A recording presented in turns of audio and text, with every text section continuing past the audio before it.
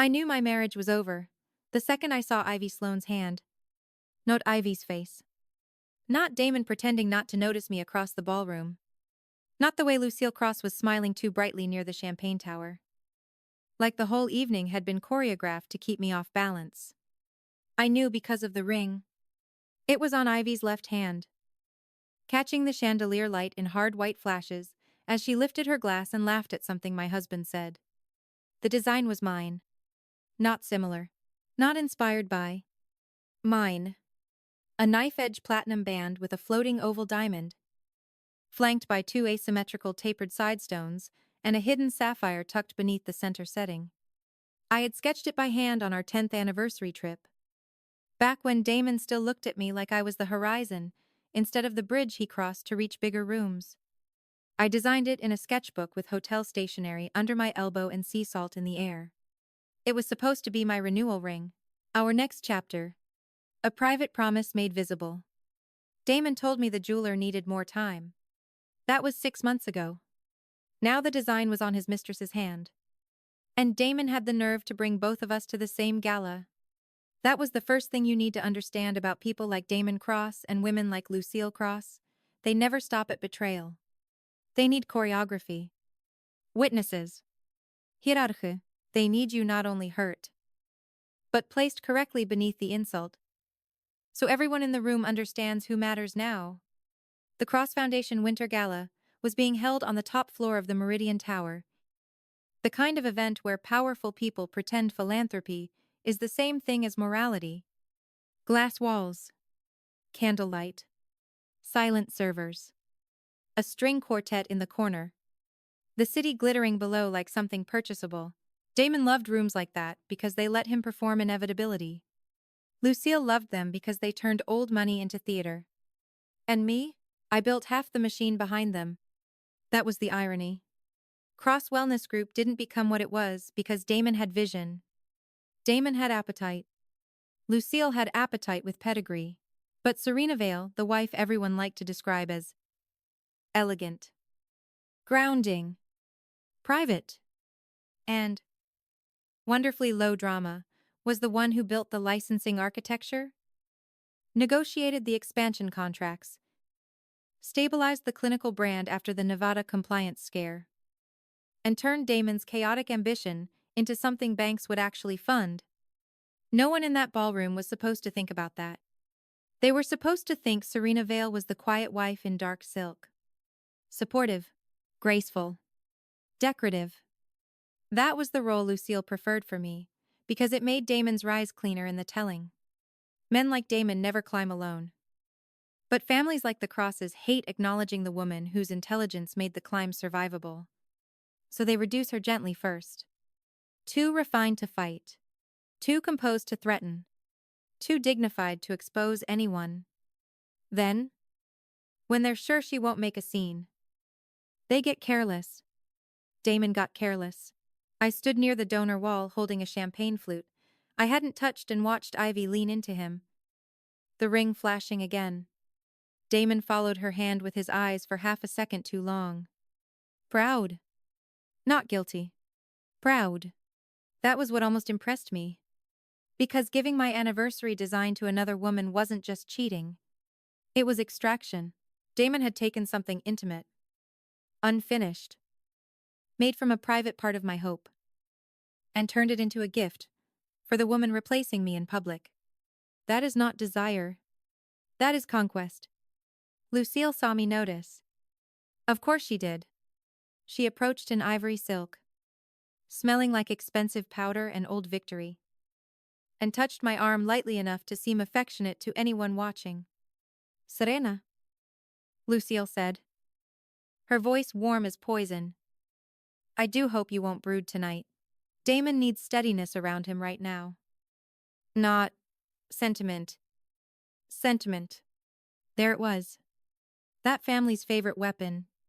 Whenever they stole, displaced, or diminished something that mattered to me. Lucille called my reaction sentiment. It was how she turned my reality into weakness and her son's cruelty into progress. I turned and looked directly at Lucille. Then at Ivy's hand again. Then back at Lucille. Lucille gave me the smallest smile. Not denial. Not apology. Recognition. She knew exactly what Damon had done. Worse. She had probably approved it. Because the insult was too clean. Too socially engineered. Too public. Too perfectly calibrated to remind Serena Vale of her position in the family, while telling the room Ivy Sloane was already being fitted for occupancy. That was when Damon finally came over. Beautiful tuxedo. Perfect cufflinks. The face that had been on magazine covers next to business language I wrote, and strategy decks I corrected at 2 in the morning while he slept beside me, like ambition was naturally restful. Serena, Damon said softly. The way men speak, when they want to seem gentle in front of an audience they think they already own. Don't do this here. I almost laughed. Because I hadn't done anything. Not yet. I hadn't raised my voice. Hadn't confronted Ivy. Hadn't thrown a drink. Hadn't even touched the ring I'd designed, and Damon had placed on another woman's finger. And still Damon's first instinct was to manage Serena Vale as if the disruption had originated in me instead of in the betrayal glittering 3 feet away under the ballroom lights. That was the final insult. Not the mistress. Not even the ring. The assumption that Serena would absorb this too. Gracefully. Quietly. Like always. I looked at Damon. Then at Ivy. Then, at the founder banner hanging over the stage with Damon Cross's name in gold script above the company I had spent 11 years making bankable, scalable, and legally survivable. And in that instant, with Ivy wearing my design, and Lucille waiting for my silence, I understood something with absolute clarity. Damon hadn't just stolen my ring. Damon had forgotten whose company he was standing in. Damon Cross did not build the company. That was the lie. Everyone found easiest to live inside. It was cleaner that way. More elegant. More magazine-ready. Damon in tailored suits on conference stages. Lucille Cross at donor dinners with one hand on his sleeve like she had produced empire biologically. Cross Wellness Group framed as the natural extension of family brilliance. Inherited instinct. Old money polish. And Damon's disruptive vision. People love that version of success. It photographs well. What does not photograph well is a woman sitting at a dining table at 1:12 a.m. rewriting a licensing proposal, so a reckless expansion doesn't trigger a compliance review that would bury the company before the next quarter. What does not photograph well is Serena Vale, in a dark office correcting the assumptions in a lending package, while Damon sleeps. What does not photograph well is 10 years of choosing precision over applause because someone in the marriage has to understand consequences. That someone was me. Serena Vale. Before I married Damon, I had already built and sold a specialized regulatory consulting firm with 2 partners and a client list most people in Damon's circle never knew existed. Damon used to say he fell in love with how calm I was. But calm is just what ambition looks like when it no longer needs permission. By the time Damon and I met, I had money, structure, contracts, and the kind of discipline people mistake for softness when they need a woman to feel less dangerous. Damon noticed it immediately. So did Lucille. That was why Lucille worked so hard to rename me after the wedding. Not publicly at first. Subtly. Serena became Damon's stabilizing wife. Serena became elegant support. Serena became the woman with such good instincts for people. Serena became so wonderful with details. Details. Whenever insecure families describe a competent woman as being good with details, what they usually mean is this. She is doing the load-bearing work they are too threatened to name properly. Cross Wellness Group was not some inherited monolith when I entered the picture. It was one upscale flagship. 2 unstable partnerships. A licensing model held together with wishful language. And Lucille's refusal to believe risk was real if the branding stayed expensive enough. Damon had appetite. I'll give him that. He knew how to want expansion in a way that excited investors and frightened accountants. But wanting growth and structuring growth are not the same thing. Damon brought speed. Serena brought architecture.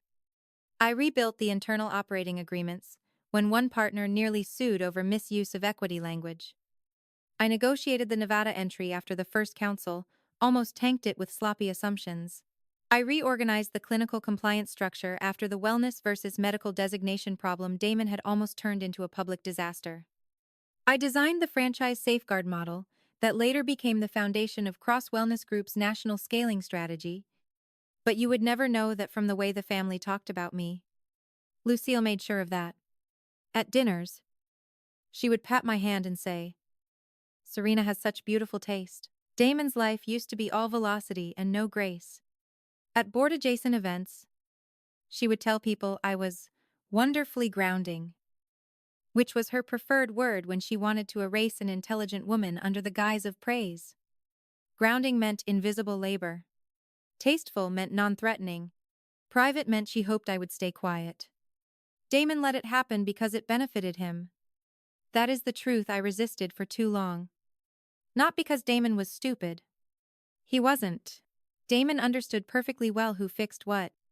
He would come into my office after midnight with a loosened tie and a term sheet in hand and ask, "Can Serena take a look at this before tomorrow?" He would stand behind my chair while I marked risks in red and say, "I don't know what I'd do without Serena." Then the next morning he would walk into the room alone and present coherence like it had risen naturally from his own bloodstream. That was our marriage in miniature. Private recognition, public theft. Lucille helped formalize it. By year 3, she had curated my entire social role. She seated me beside donors' wives instead of counsel at fundraisers. She asked Serena to float while strategy people talked. Despite the fact that half the strategy people were repeating frameworks I had written in private briefing memos, Damon forwarded without attribution. Lucille made sure everyone saw Serena as polished, useful, impossible to object to, and safely outside the visible spine of the business. And I let too much of it pass. Not because I was weak. Because I was building. That matters. People often misread restraint after the fact. They think a woman stayed quiet because she couldn't fight. No. Sometimes she stays quiet because she is still investing in the structure she believes will eventually recognize her correctly. Sometimes she loves someone enough to mistake patience for partnership. Sometimes she tells herself that once the next deal closes, once the next market launches, once the next phase is stable, she will finally insist on accurate language. But years have a way of hardening lies if they are not interrupted early. By the time the gala happened, Cross Wellness Group had become large enough that the mythology around Damon felt almost self-sustaining. Magazine profiles, philanthropic panels, industry features. Damon Cross, the visionary founder. Lucille Cross, the matriarch. Their names in serif type over rooms I had stabilized through sheer operational discipline. And Serena, still there. Always. Beautifully dressed. Calm as ever. The wife. The polish. The graceful woman in the background who understood the pressure Damon was under. That was the setup. They hadn't just underestimated Serena Vale for one night. They had built an entire social ecosystem around the idea that Serena was lucky to be adjacent to what Serena herself had made survivable. So, when I stood in that ballroom and saw Ivy Sloane wearing the anniversary ring design Damon had stolen from my sketchbook, the insult landed exactly where it was meant to. Not only in the marriage, in the hierarchy, because Damon and Lucille both believed the same thing by then, that Serena Vale was too elegant, too composed, too structurally loyal to ever disrupt the story they preferred. That Serena would absorb even this, that Serena would stay the quiet wife, while another woman wore her design, and Damon stood under a company banner built on work he had spent years teaching the world not to associate with her. They were wrong. But the reason they were wrong had been there long before Ivy ever lifted her hand under the ballroom lights. Serena Vale was never just Damon's wife. Serena Vale was the reason Cross Wellness Group could be taken back at all. The humiliation crossed the line when Ivy Sloane lifted her hand on purpose. That was the moment. Not when I first saw the ring. Not even when Damon Cross told me. Softly and urgently. "Don't do this here." As if Serena Vale had created the problem by noticing it. No! The line was crossed when Ivy saw me looking. Smiled. And walked toward me anyway. That detail matters. Because it turned a private theft into public theater. Ivy didn't stay beside the donor wall pretending innocence. She didn't slip away in embarrassment. She came closer. Champagne in one hand. My ring design glittering on the other. With the kind of confidence only a mistress has when she's been promised the wife is too composed to matter, Lucille moved half a step back to make room. That told me everything. Lucille wanted the collision. Wanted the room to watch Serena Vale stand there in black silk, while another woman wore the ring Serena had designed for her own marriage. Wanted the humiliation not just to land, but to be socially witnessed. That is how women like Lucille enforce hierarchy. Not through shouting. Through placement. Through elegant little violences staged under chandeliers, while everyone pretends not to see blood. Ivy stopped in front of me. Serena, Ivy said. Bright and false and perfectly rehearsed. I've heard so much about you. I looked at Ivy's hand. Then at Damon. Damon didn't move. That was worse than the ring. Because Damon had time. A full. Clean opening to step in. Correct it. Remove Ivy. Stop the spectacle. Do anything that would suggest he still understood the difference between cruelty and inevitability. Damon did nothing. So Ivy kept going. She touched the ring with one fingertip. Smiling as if admiring a new handbag. Beautiful. Right? Ivy said. Damon said it was custom. There are insults that happen fast enough to leave confusion behind them. This wasn't one of those prayed in. This was deliberate. Measured. Enjoyed. I knew it the way you know when a person has practiced a line before delivering it. Ivy wasn't just flaunting the affair. She was making sure I understood the deeper theft. Damon had not bought another woman jewelry. He had taken a design made from Serena's private hope and recast it as Ivy's public prize. Then Lucille. Because poison always likes a witness.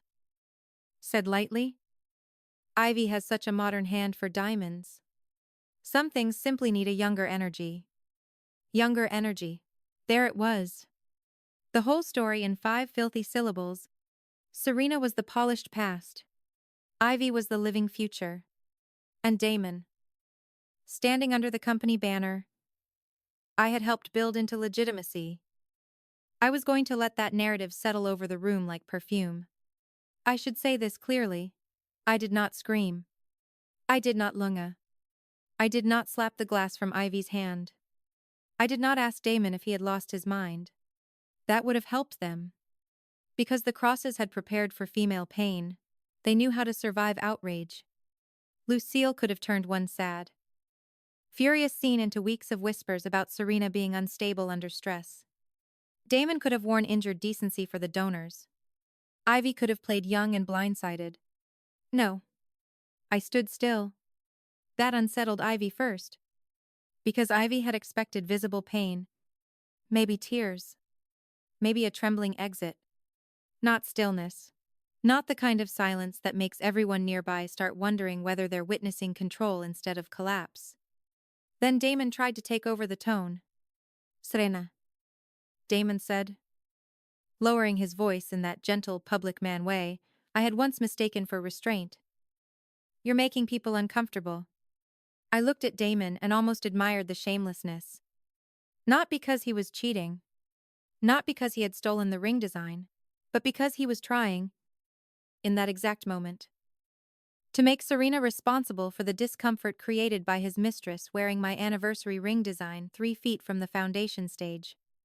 That's when I knew the marriage wasn't just broken. It was morally vacant. Then Ivy made the mistake that ended everything. She laughed softly and said, Honestly, Serena. I assumed Damon had mentioned it. I didn't realize this would be awkward. Awkward. Not cruel. Not grotesque. Not humiliating. Awkward.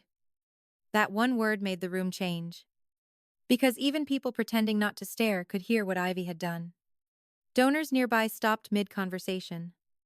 One server turned too slowly with a tray of champagne flutes. Nolan Pierce, our outside corporate counsel, who had been standing near the auction display, looked up sharply from across the room. Good. Let Nolan hear it. Let all of them hear it. Because once a humiliation becomes too precise, even polite rooms can't pretend it's vague anymore. Lucille smiled again.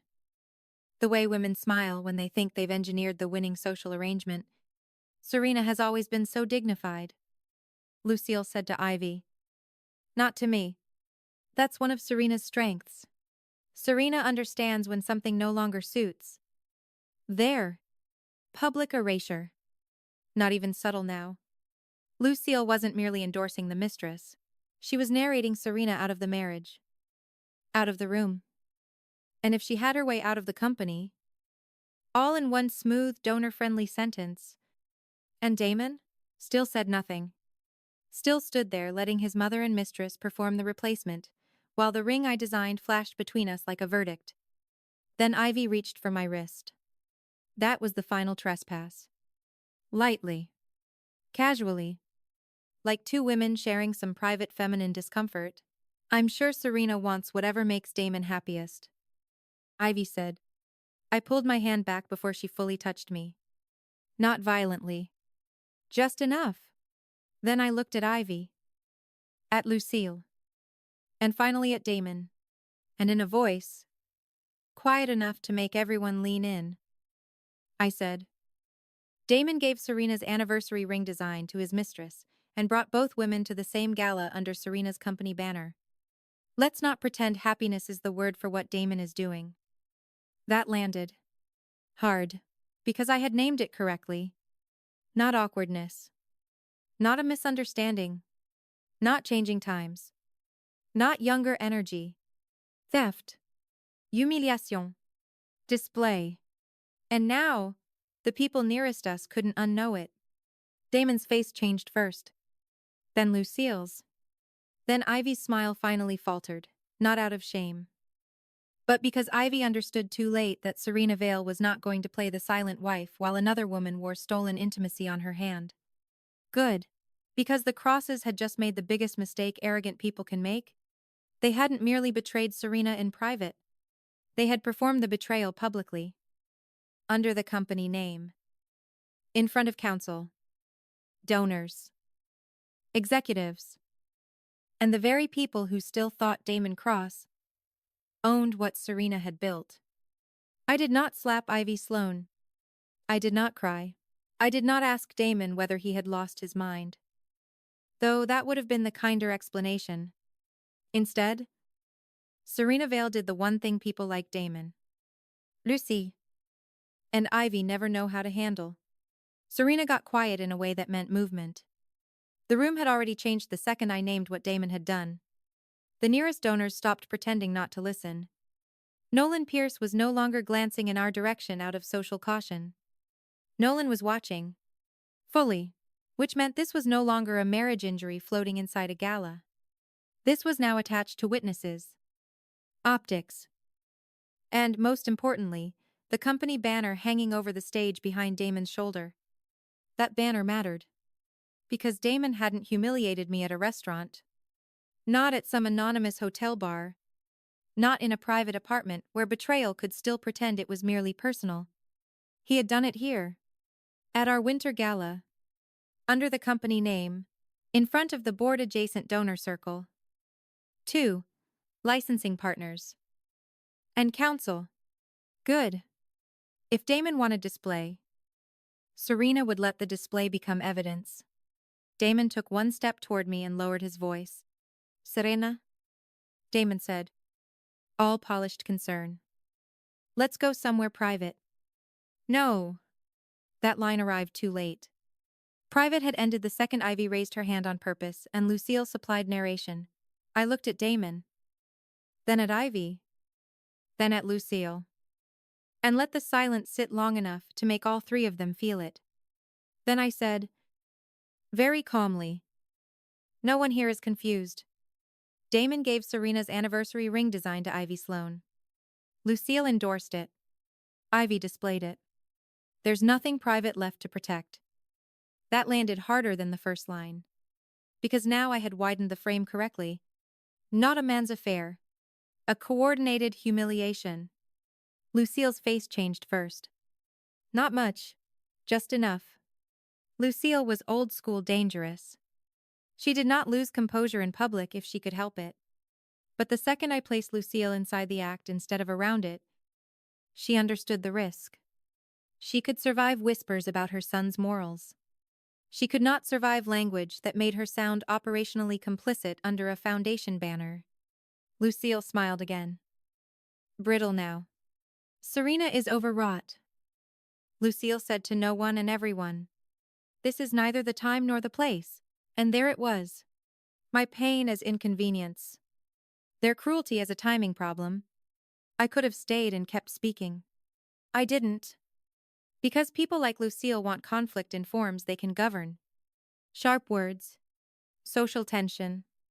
The wife making the evening uncomfortable. Once that script begins, Lucille knows how to distribute blame until the room gets tired and starts preferring the liar who appears calmer. No. Serena wasn't going to fight for oxygen in Lucille's theater. Serena was going to leave the stage and go where the structure actually lived. So I handed my untouched champagne flute to the nearest passing server, looked Damon directly in the eye, and said, Damon should enjoy the ring, while Damon still has access to the company that paid for everything around it. Then I turned and walked out. Not hurried. Not shaken. Not fleeing. Walking out without collapse is its own kind of violence, when everyone expected a breakdown. I could feel the room following me anyway. The shift in conversation. The silent drag of attention. The discomfort Damon had tried to assign to Serena rolling backward over him instead. Good. Let him stand there with Ivy's hand in the light, and my words settling over the tables like ash. Once I was outside the ballroom, the quiet hit differently. Hotel Corridor. Thick carpet. Gold sconces. Too much climate control. A door marked private event staff only at the far end. My heels sounded precise and expensive on the floor. And for the first time that evening, I let myself feel the actual shape of what had happened. Not heartbreak. That would have been cleaner. This was theft with staging.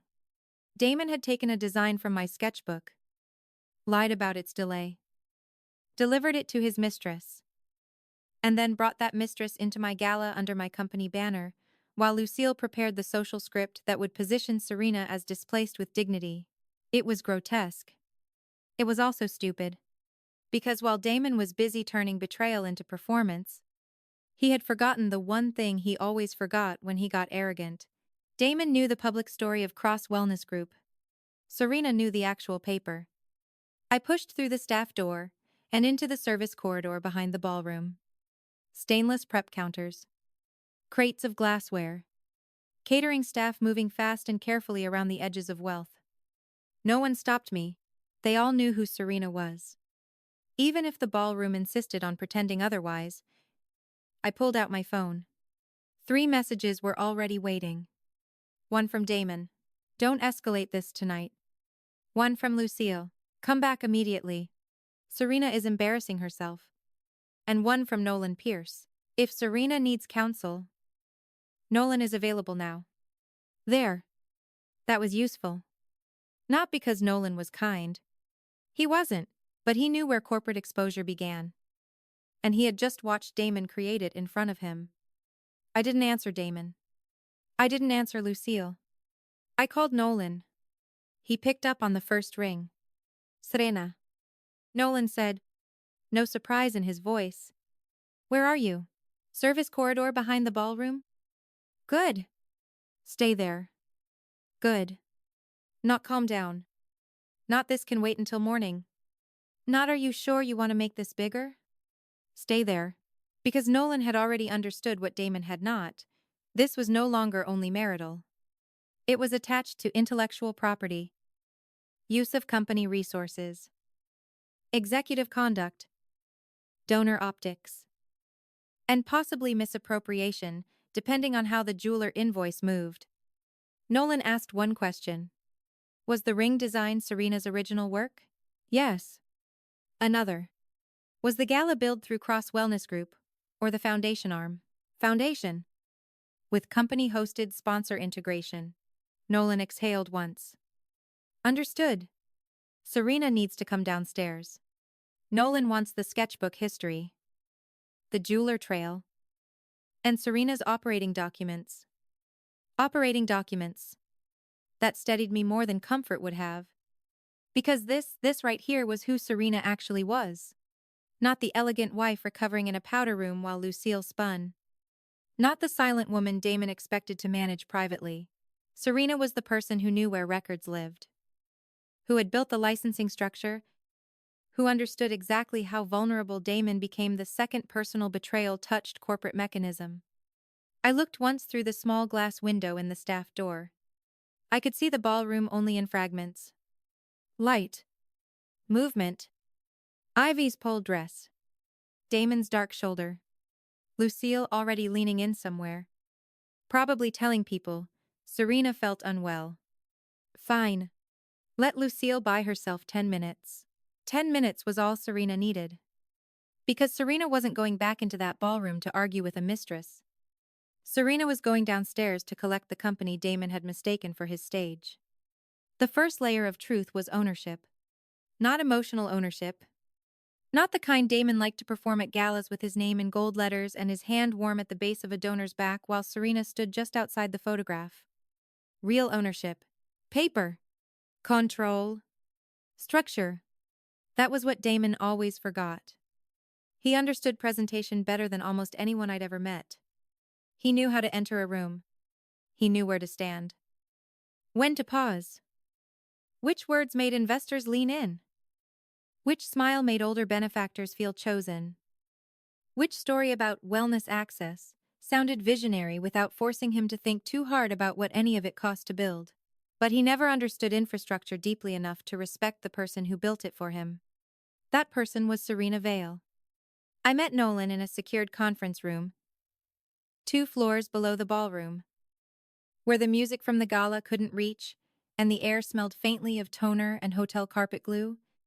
Nolan had already commandeered the room through foundation staff. Good? That was why I liked Nolan. Not because he was warm. He wasn't. But when something mattered, he moved like a person who respected consequences more than etiquette. He was standing by the table when I walked in. Laptop open. Jacket off. Phone face down. A legal pad already filled with 3 columns. Start with the ring. Nolan said. So I did. The original sketchbook. The 10th anniversary trip. The jeweler delay, Damon explained away. The design elements only Serena would know. The hidden sapphire under the center setting. The fact that Ivy wore it under the Cross Wellness Group banner, while Lucille staged the social frame around it. Nolan listened without interruption. Then he asked, who paid the jeweler? That was the right question. Not did Damon mean to hurt Serena? Not how long has the affair been going on? Not are we talking about divorce? Who paid the jeweler? Because Nolan understood immediately what Damon did not. If Damon used company resources, foundation, hospitality channels, executive discretionary funds, or any reimbursed account to facilitate the theft, then the ring stopped being merely marital betrayal. It became contamination. I opened my phone, pulled up the expense environment I still had access to, and logged in. That was the second layer of truth. I still had access because Cross Wellness Group was not just Damon's company. No matter how often Lucille liked to say it that way, at donor dinners, the original operating structure had been rewritten during our second expansion cycle after Damon nearly signed us into a regional exclusivity trap. When I rebuilt the governance model, I inserted dual authentication thresholds, founder-side reserve protections, and contingent administrative continuity permissions tied to the original founding member entity. My entity, not Damon's. Cross Wellness Group's public face had Damon on stage. Fine. Let him have the stage. But underneath the velvet and light, the control lattice ran through documents Damon rarely read closely enough to remember. Those documents had my name in them more often than his ego could tolerate. Nolan watched the screen while I pulled up discretionary spend routing. 3 minutes later, there it was. An executive hospitality reimbursement issued through a foundation-adjacent event vendor. Jeweler services bundled under donor acquisition gift customization. Approved through Damon's office. Processed by an assistant who copied Lucille's private events coordinator. I stared at the line item for a long second. Then longer. Because there are moments when betrayal clarifies so violently, it almost becomes mercy. Damon had not simply stolen my ring design. He had used company-linked money channels to do it. At a company-hosted gala. With Lucille's event infrastructure in the loop. Nolan saw it too. He let out one short breath and said, "Good. That's cleaner than expected." Cleaner. I almost laughed. Only a corporate attorney could call that clean, but Nolan was right. Because this was no longer just about Serena being publicly humiliated by her husband and his mistress. This was now attached to misuse of company resources, false categorization of luxury personal benefit as donor acquisition expense, and potentially fraudulent reimbursement handling under a foundation-integrated event structure. Damon had turned infidelity into an audit trail. Stupid man. I kept digging. That was the third layer. The foundation event wasn't just socially attached to the company. It was the anchor night for the upcoming wellness acquisition Damon had been bragging about for 2 months. The acquisition package used my original governance framework, my licensing architecture, and most importantly, my reserve signature authority for any material reputational event likely to affect lender confidence or fiduciary review.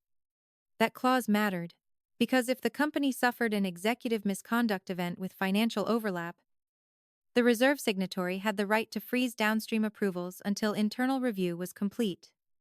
Reserve signatory. Serena Vale. Not socially. Legally. I closed my eyes for just 1 second. Not because I was overwhelmed. Because I was aligning the whole shape. The ring. The mistress. The gala. The foundation channel. The expense coding. The acquisition. The reserve clause. All of it connected now. That was the fourth layer of truth. Damon had humiliated Serena publicly in the exact setting where Serena's structural rights were strongest. Not because Damon knew. Because Damon had forgotten. Arrogance always forgets the paper. Nolan turned the laptop toward me and tapped the specific governance line. If Serena triggers this, Nolan said. The acquisition pauses. The board gets notice. Finance review activates. And Damon loses clean executive control pending inquiry. I looked at the screen. Then at Nolan. Can Serena do it tonight? Nolan's expression didn't change. Yes. There it was. Not revenge fantasy. Not emotional threat. Not some desperate wife imagining leverage where none existed. Real authority. Live. Attached to document an event and spend. I thought about Lucille calling Serena sentimental. About Damon telling Serena not to do this here. About Ivy lifting her hand and smiling like she had already moved into the future. No. That future had been financed through Serena's structure, and now threatened by Damon's own stupidity. I opened my sketchbook photos. The original metadata still intact from the anniversary trip. Timestamped. Geotagged. Design evolution stored in cloud archive months before the jeweler invoice hit Damon's routed account. Proof. Origin. Sequence. Nolan nodded once. Good. He said. Serena has design origin. Serena has expense misuse. Serena has reserve authority. Serena has event witnesses. Yes. Serena did. And somewhere above us, Damon was probably still trying to smooth the ballroom. Telling donors Serena felt unwell. Letting Lucille recast the scene as elegant marital strain. Trusting that by morning he could reduce everything back into optics. He was wrong. Because Serena wasn't in a powder room recovering, Serena was in a secured conference room with counsel.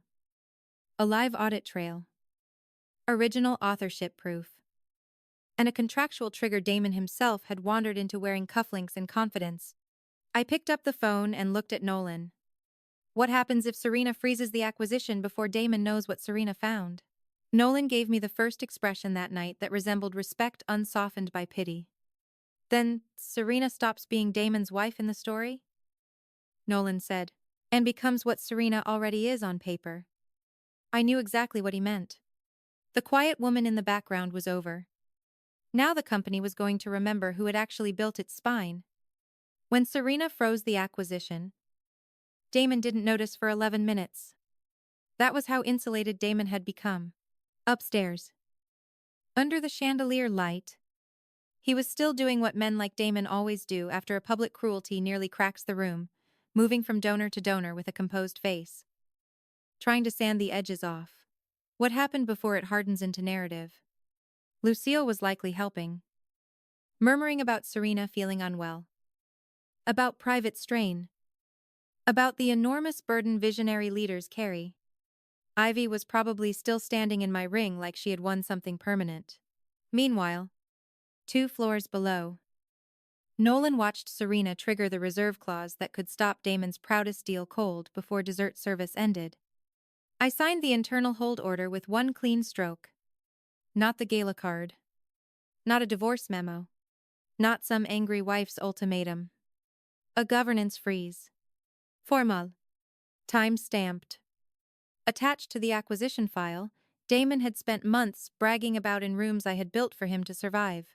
Nolan transmitted it through the executive compliance route. Copied finance control.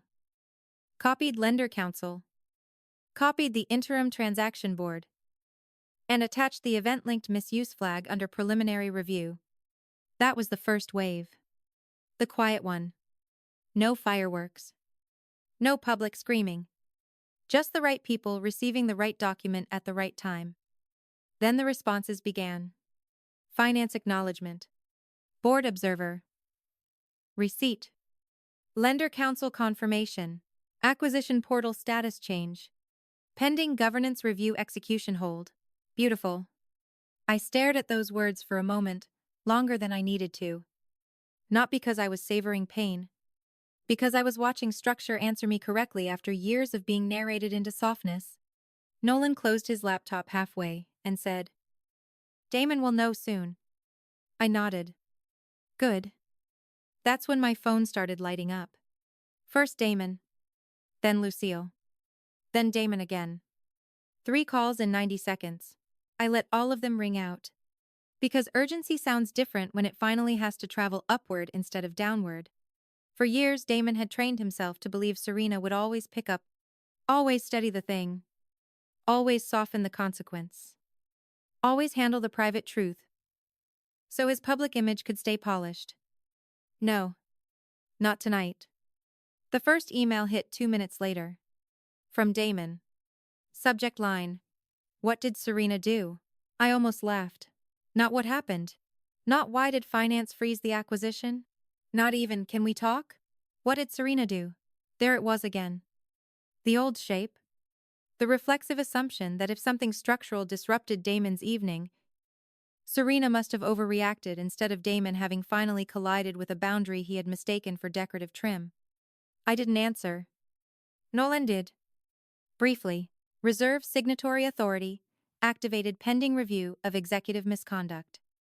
Potential misuse of company-linked funds. And reputational impairment exposure. Direct further inquiries through counsel. That was the second wave. Not social. Not emotional. Institutional. Now Damon had to hear about Serena through the structure he had spent years pretending only he embodied. The next call came from Lucille. I answered that one. Not because Lucille deserved access. Because I wanted Lucille to hear my voice while the floor moved under her. Serena? Lucille said immediately. Stripped now of gala polish. What exactly have you done? Interesting. Not what has Damon done. Not is the ring what I think it is. Not did Damon really use company channels? What have you done? I leaned back in the chair and said. Serena froze the acquisition. Silence? Then Lucille. Lower. You cannot be serious. Lucille called Serena sentimental upstairs. I said, Lucille should appreciate this as administrative. That one landed. I could hear it in the pause that followed. Lucille was smart enough to understand the reversal. She had spent years reducing Serena through language graceful, private, grounding, emotional, elegant. Now Serena was speaking back in the colder vocabulary Lucille could not socially dominate. Administrative. Governance. Review. Exposure. Lucille tried one last matriarchal move. Do you have any idea what this does to Damon? No. That line was dead too. Yes. I said. That's why Serena used it. Lucille inhaled sharply. Then Damon took the phone. Of course he did. Serena. Damon said. Voice controlled in that dangerous way. That means panic is near enough to be smelled. Lift the hold now. No apology. No explanation. No acknowledgement of the ring. No mention of Ivy. No horror at the fact he had routed Mistress jewelry through company-linked channels and humiliated his wife under the acquisition banner. Just lift the hold now. That was when I knew the escalation was working exactly as it should. Damon still thought authority was performative enough that he could summon Serena back into obedience with tone alone. Damon had not yet understood that Serena wasn't standing in the ballroom anymore. Serena was sitting where the paper lived. I said. Damon used company-linked funds to gift Serena's anniversary ring design to Ivy Sloane. Damon displayed Ivy Sloane under the Cross Wellness Group banner at an event tied to the acquisition. Damon doesn't get to say now. Then I hung up. Nolan glanced at me once. Respectful. Not surprised. Upstairs. The panic must have become visible. Because within minutes, the donor floor chatter started leaking downward through staff channels. 2 event coordinators passed the conference room door, whispering that Damon had left the ballroom floor abruptly. Someone from finance requested confirmation that Lucille no longer had access to transaction staging materials. A lender associate asked if the board observer wanted the hotel conference line secured for emergency review. Good. Let them hurry. That was the third wave. Movement. Visible movement. The kind, arrogant people cannot hide inside charm. Then came the board. Not the full board. Just the ones who mattered fast enough to matter that night. The interim transaction chair. The audit lead. The outside governance director. All on a secure bridge, Nolan patched into the room. No one wasted time. Nolan presented the event facts. I presented authorship proof for the ring design. Finance confirmed the reimbursement trail. Counsel flagged the company-linked misuse exposure. The chair asked one question. Can Serena substantiate that the displayed ring was derived from Serena's original design? I sent the sketchbook images, time-stamped from the anniversary trip. Alongside the jeweler correspondence, Damon had buried under delay excuses for months. 30 seconds later, the chair said. Understood. Execution hold remains. There. Locked. Now Damon's evening was no longer a rumor he could outsmile. It was a board-recognized governance event. By the time the bridge ended, I could already feel the shape of their fear upstairs. Damon losing control of the story. Lucille losing control of the room. Ivy realizing too late that the ring on her hand had become evidence instead of triumph. And all of it because Damon had made the oldest rich man mistake in the world. He thought the quiet woman who built his structure would stay quiet after he tried to humiliate her inside it. The public reveal happened on the gala stage. Not in a lawyer's conference room. Not in a cold board memo the next morning. On the stage.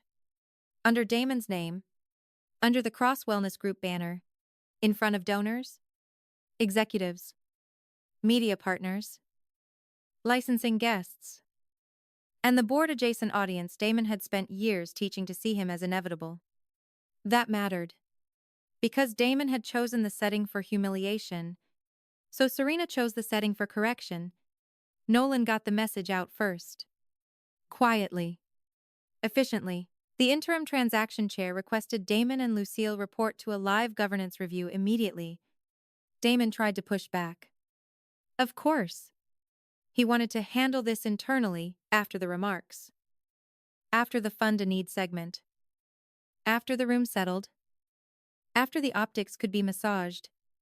Too late. The board observer overrode him. And when the board observer overrides the founder emperor in his own ballroom, people notice? By the time I walked back upstairs, something had already shifted in the room. The string quartet was still playing. But too many people were no longer listening. Donors were turned half sideways. Phones low in their hands. Staff, who usually moved like invisible furniture, were moving with alert precision. Lucille stood near the stage stairs with that fixed matriarch smile she used when reality had begun peeling away under her makeup. Ivy was still there too.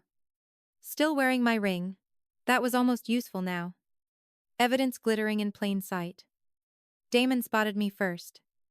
His expression changed before he could stop it. Not guilt. Damon had already moved past guilt in his life. This was fear wrapped in anger. The kind that comes when a man realizes the woman he always relied on to contain consequences has decided to start routing them. Damon came toward me fast. Voice low. "What is Serena doing?" Damon hissed. The board just froze the acquisition. I looked at Damon, then at the stage, then at Ivy's hand, then back at Damon, correcting the setting. I said. Lucille arrived a second later. Smiling for anyone watching. "Serena," Lucille said. "Whatever tantrum Serena thinks this is. Serena is embarrassing herself in front of people who matter." No. That line belonged to the old world. The one where Lucille still got to decide who mattered and where Serena fit in the sentence. I said. Just loudly enough for the two nearby donors and one licensing partner to hear. Lucille let Damon gift Serena's anniversary ring design to his mistress through company-linked channels, and now wants to discuss embarrassment. That did it. Because now there was no private perimeter left. The nearest conversations died instantly. One donor actually turned all the way around. A woman from one of our licensing partners looked directly at Ivy's hand, and then at Damon with the kind of professional stillness that means someone has already started recalculating risk. Good. Let them. The board observer, Helen Mercer, stepped onto the stage before anyone could drag this back into whisper territory. Helen took the mic from the MC with an efficiency so cold it almost made me like her. "Ladies and gentlemen," Helen said, "there will be a short delay in tonight's program due to an immediate governance matter affecting Cross Wellness Group." That sentence hit the ballroom like a dropped tray. Governance matter. Not family misunderstanding. Not a personal issue. Not unfortunate timing. Governance. I watched Damon hear it. His jaw tightened once. Lucille went perfectly still. Ivy, finally, began to look like a woman who had mistaken costume jewelry logic for corporate immunity. Helen continued. Until further notice. The pending acquisition announced in tonight's materials has been placed on formal hold pending review of executive conduct, expense routing, and fiduciary exposure. Now the room broke. Not chaotically. Better than that. A wave of low shock. Names whispered. Phones lifted more openly. People turning to one another with that sharp, hungry politeness wealthy rooms get when scandal becomes too legitimate to ignore. Damon reached for the mic. Helen stepped back. Not enough to yield. Just enough to force Damon into public choices. And Damon, being Damon, made the wrong one. This is an internal matter being distorted by Serena Vale. Damon said. There. Beautiful. Because in a single sentence Damon had just named me publicly. Confirmed internal fracture. And tried to assign distortion to the one person the board had already recognized through the freeze order. So I stepped onto the stage. Not invited. Not introduced. Not stopped. My heels sounded clearly against the floorboards. And every eye in the ballroom tracked Serena Vale differently now. Not as Damon's elegant wife. Not as a donor hostess. Not as the woman who would drift in and out of the room in a dark gown while other people held the mic. As the disruption. As the answer. as the person the structure had finally chosen to hear. I took the second mic from the stand beside the podium and looked straight at the room. Then I said, "Since Damon Cross would like clarity, Serena will provide it." Dead silence. I pointed not wildly. Just precisely toward Ivy's left hand. That ring on Ivy Sloane's hand was designed by Serena Vale for Serena's 10th anniversary. Damon told Serena the jeweler was delayed. Damon instead routed the design into a custom purchase for Ivy through company-linked event channels and displayed Ivy tonight under the acquisition banner, while Lucille Cross attempted to frame Serena Vale out of the room. No one moved. I kept going. Finance has already confirmed the reimbursement path. Council has already reviewed the governance trigger. The board has already frozen the acquisition because Damon turned executive misconduct into fiduciary exposure. There it was. Not rumor. Not heartbreak. Not, he said. She said. Sequence. Mechanism. Damage. Then I held up my phone and looked directly at the audience. Serena also authored the original design. Time-stamped. Archived. Months before the jeweler invoice, Damon approved through company-linked channels. Ivy actually took a step back. Good, because now Ivy understood what Damon hadn't bothered to explain. The ring was no longer a trophy. It was traceable evidence. The room stopped seeing her as younger energy. Stopped seeing Lucille as a sophisticated mother, protecting her son. Stopped seeing Damon as a visionary under pressure. They saw what was actually in front of them. A man who stole from the wrong woman. A mother who helped stage it. A mistress standing in proof. And Serena Vale, the supposedly quiet wife, holding the entire room still with facts Damon could not charm. Lucille could not soften. And Ivy could not outwear. Then I finished it. Not with rage. With ownership. Damon thought Serena would absorb this quietly because that's what Damon trained himself to believe about Serena's work. Serena's loyalty. And Serena's intelligence. Damon was wrong. Cross Wellness Group was built on structures, Serena wrote. Deals Serena stabilized. And protections. Serena preserved. Damon didn't just humiliate Serena tonight. Damon exposed that Damon never understood whose company he was standing in. The silence after that was enormous. And final. Because now the reveal was complete. Not just the affair. Not just the ring. The room had finally learned the real hierarchy. And Damon was no longer standing at the top of it. Damon did not collapse all at once. Men like Damon never do. They fall in layers. First the room. Then the deal. Then the title. Then, finally, the illusion they thought was a personality. The ballroom stayed silent for one long second after I finished speaking. Not polite silence. Impact silence. The kind that comes when a room full of wealthy, careful people realizes it has just witnessed a private betrayal mutate into a corporate event in real time. Donors were no longer holding their expressions correctly. The licensing partners near the rear tables had stopped pretending this was merely marital discomfort. Even the servers had gone still in that disciplined hospitality way that says everyone knows something expensive has broken. Damon tried to recover first. Of course he did. He stepped toward me. One hand lifted in that old practiced gesture he used whenever he wanted to seem like the only adult in the room. Serena is upset? Damon said into the microphone. Serena is making serious accusations in an emotional moment. No. Helen Mercer said from 3 feet away. Not me. Helen. That was what made it lethal. Because once the board observer corrects the founder publicly, the hierarchy has already cracked. Helen took the microphone from Damon's hand before he could finish and said, the board has already confirmed a governance freeze pending review of expense routing, executive conduct, and acquisition exposure. This is not an emotional dispute. This is a compliance event. Compliance event.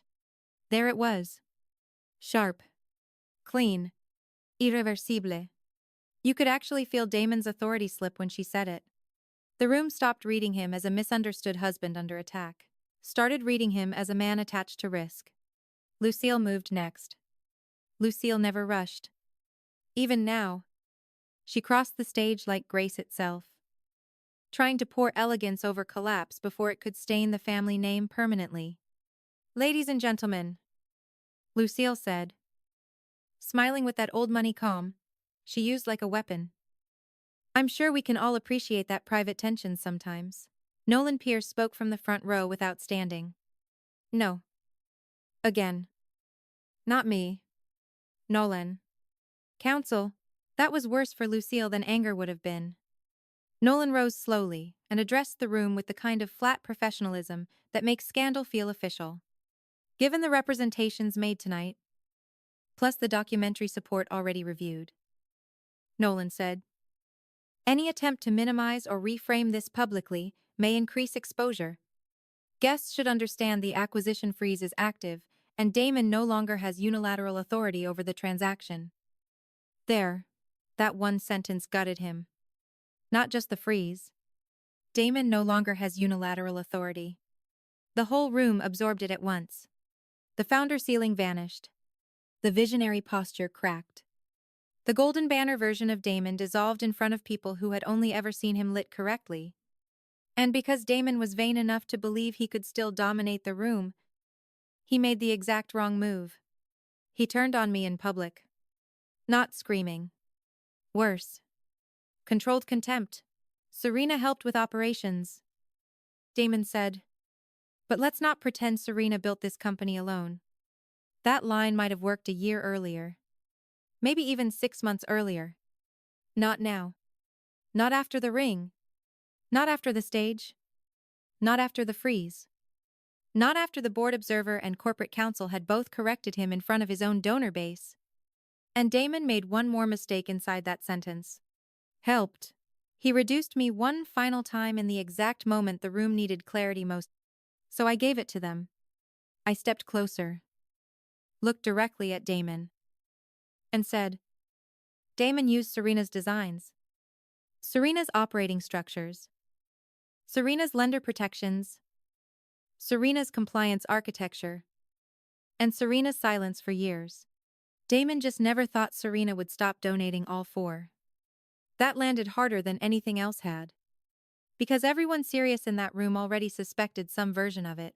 They had seen too many moments over the years where Damon looked polished around work that felt more structurally coherent than he ever sounded in private. They had watched Serena fix things quietly. Smooth things quietly. Close things quietly. Disappear from credit quietly. What they lacked was permission to connect the pattern aloud. I had just given it to them. Ivy chose that exact moment to fail herself completely, pale now and clearly understanding too late that the ring on her hand had become evidence instead of triumph. She tried to pull it off. A tiny movement. Desperate. Instinctive. But visible. A woman near the center table actually gasped. Good. Because that told the room Ivy understood it too. The ring was not glamorous anymore. It was contamination. I looked at Ivy and said, "Into the mic. Keep it on. The design origin is already archived." Ivy froze. Then came the board chair on speaker. Patched in through Helen's phone and suddenly broadcast through the ballroom sound system for everyone to hear. "Effective immediately," the chair said. "Damon Cross is suspended from acquisition authority. Discretionary event-linked expenditure approval. And executive transaction control pending emergency review. Lucille Cross is removed from Foundation-hosted transaction events until further notice." That was the collapse. Formal. Recorded. Public. Lucille actually lost her smile. Not completely. She was too trained for that. But it slipped. Just enough for the room to see the woman underneath the lacquered poise. Not a matriarch. Not a keeper of legacy. Just a mother who had helped her son turn betrayal into a staging choice and now had to hear consequences in amplified legal English. Damon looked stunned for the first time all night. Not wounded. Not angry. Stunned. Because he had expected pushback. Expected a fight. Expected maybe a messy separation behind closed doors. He had not expected to lose control of the company in the same room where he tried to humiliate Serena under its banner. That was what made it satisfying. Not that Damon hurt. That Damon finally understood scale.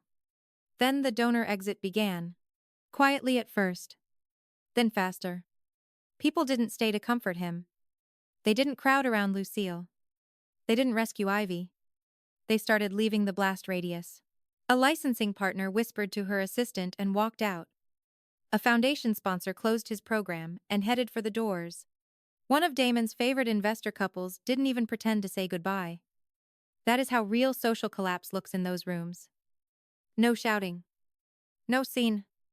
Just withdrawal. Prestige leaving your orbit in expensive shoes, and standing there on stage, with Damon stripped of control, Lucille stripped of narrative, and Ivy stripped of glamour. I realized the full inversion had happened. They had tried to turn Serena Vale into the embarrassed wife. Instead, Damon had become the liability in Serena's company. The first thing Serena took back was not the company title. It was the center of the room. That matters more than people admit. Because titles can still be spun, delayed, negotiated, reframed in statements written by nervous PR teams and lawyers billing by the hour. But a room? A room either turns toward you or it doesn't. A room either starts waiting for your words or keeps glancing past you toward the people it used to fear more. That night, after Damon was suspended on stage and Lucille lost the foundation floor in front of donors, cross-wellness groups stopped orienting around them. It oriented around Serena Vale. I felt it almost physically.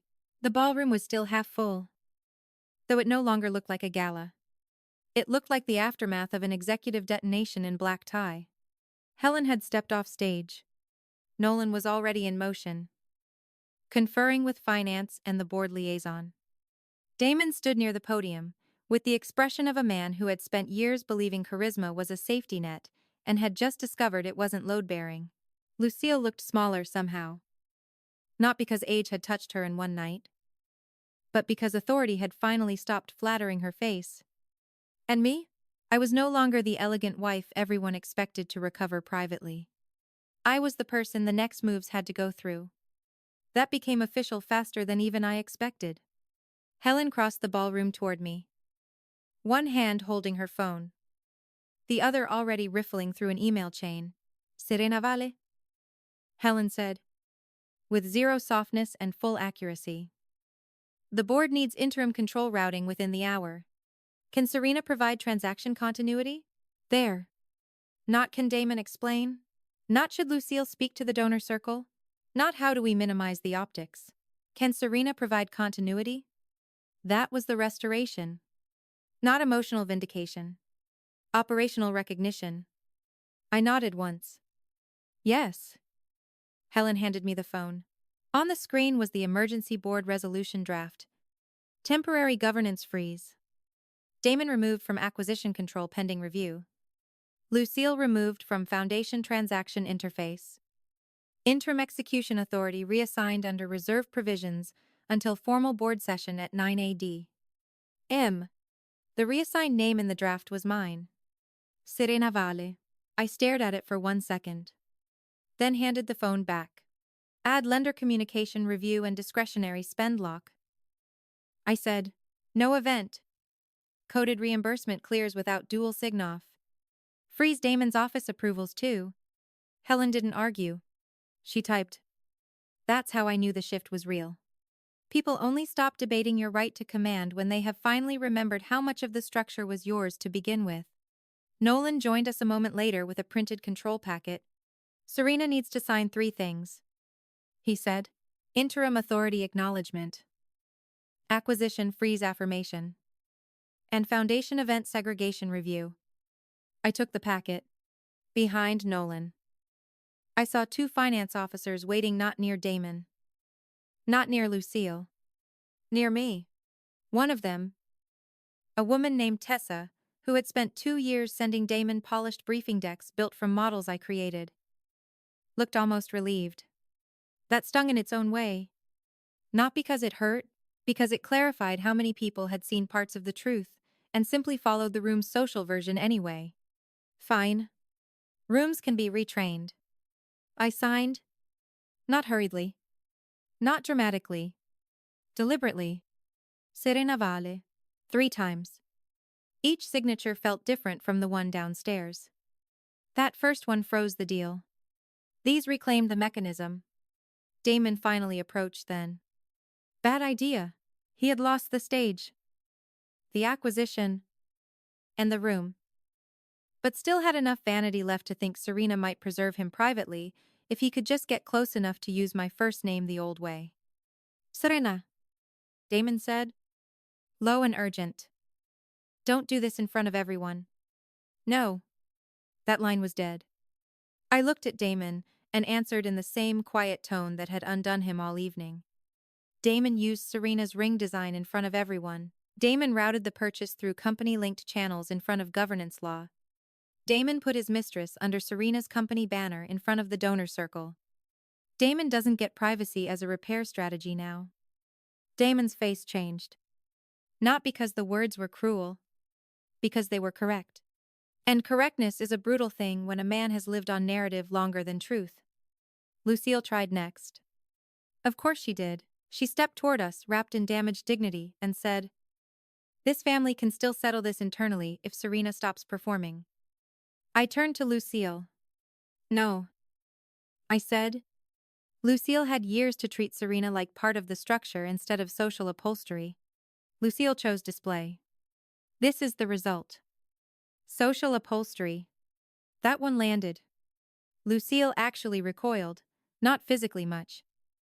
But enough, because for maybe the first time in her life, someone had translated her behavior back to her without velvet around it. Helen returned with the final revised board routing and, in front of Damon, asked, "Where does Serena want the emergency session held?" Serena want. Not Damon. Not Lucille. Not the family. Serena, I answered without hesitation. In the acquisition conference room. No gala staff. No foundation handlers. No one from Damon's personal office. Helen nodded. Done. That was the second thing I took back. The place where the future would be decided. Not the ballroom Damon used for applause. The room where paper lived. By the time the last major donors were escorted out, Cross Wellness Group's internal chain had already started correcting itself. Finance was reporting to me. Council was copying me. The interim board packet had my sing-off line. Damon's assistant, who had ignored Serena's calendar requests 3 separate times last quarter under Lucille's influence, approached and asked, almost carefully, where would Serena like the transaction binders delivered? That question did more for me than sympathy ever could have. Because sympathy still leaves you in the role of injured wife. This was different. This was institutional gravity returning to its proper center. Damon watched it happen. That mattered too. He watched staff bypass him. Watched council defer to me. Watched the board route through me. Watched the company stop treating Serena like a gracious attachment and start treating Serena like what she had always been under the paperwork. The one who could keep the structure standing. I didn't look triumphant. I didn't need to.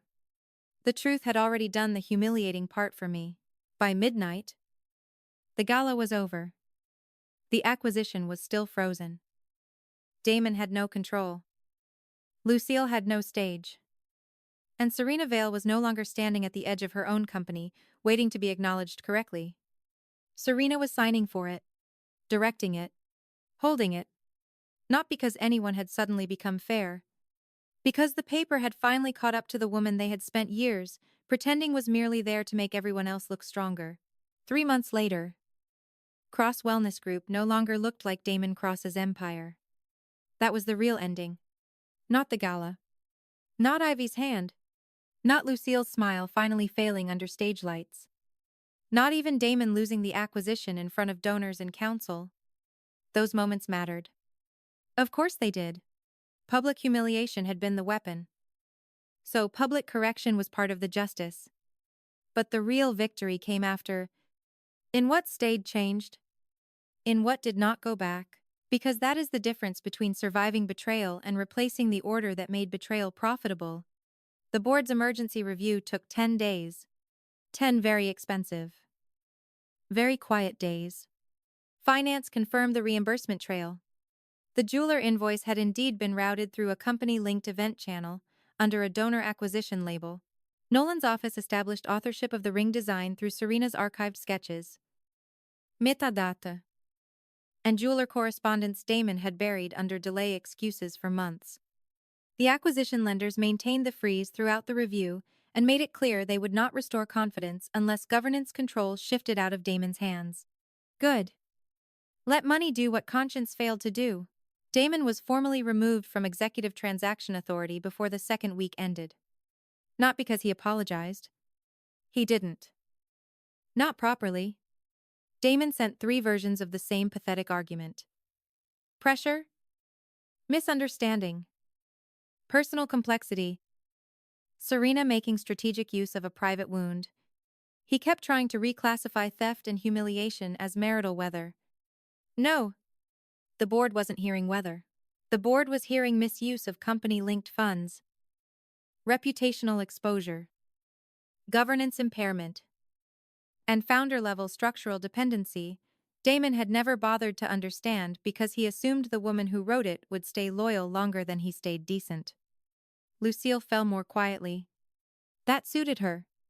She was removed from Foundation-hosted governance events and stripped of donor interface control tied to active company transactions, which, in Lucille's world, was almost worse than public disgrace.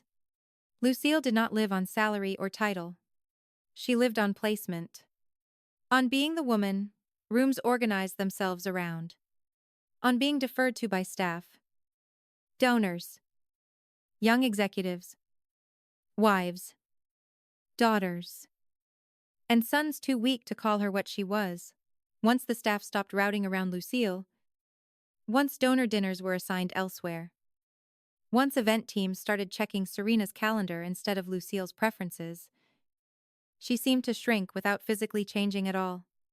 That is what happens when a person mistakes social gravity for substance. As for Ivy, she did what women like Ivy always do when the man stops being a ladder and starts being a liability. Ivy disappeared. No dramatic final confrontation. No tearful confession. No clever last line. Just absence. The ring was returned through counsel in a velvet box with no note. I opened it once. Looked at it once. Then locked it away. Not because it still meant something precious. Because it didn't. Damon had taken the design that once represented hope and turned it into contamination. By the time it came back to Serena, it wasn't a symbol of what had been stolen. It was evidence of what had been revealed. And the marriage? That ended in the only way it could have ended after that. Not in noise. In accuracy. Damon moved out of the house within 2 weeks of the board ruling. Not because Serena screamed. Not because Serena begged. Not because some final cinematic argument shattered the last illusion. There was no illusion left to shatter. I simply told Damon the truth. Damon didn't just cheat. I said. Damon built a system where Serena's labor, Serena's loyalty, and Serena's intelligence were useful only as long as Damon could publicly stand taller inside them. Serena is not returning to that. Damon tried once, just once, to sound remorseful. I never thought Serena would burn everything down, he said. That was the line. The one that made me understand how complete Damon's self-deception still was. So I answered. Serena didn't burn it down. Serena stopped holding it up while Damon set fire to the beams. That was the end of the marriage. Clean. Final. Correct. And the company? I took that back properly. Not in sentiment. Not in revenge fantasy. In structure. The board formalized my interim authority first, then made it permanent after the lenders insisted the company's survival model had clearly depended on Serena's governance architecture more than Damon's executive mythology. The title they gave me was longer than I would have chosen, and less elegant than the truth. Executive Chair. Governance and Strategic Operations. FINA.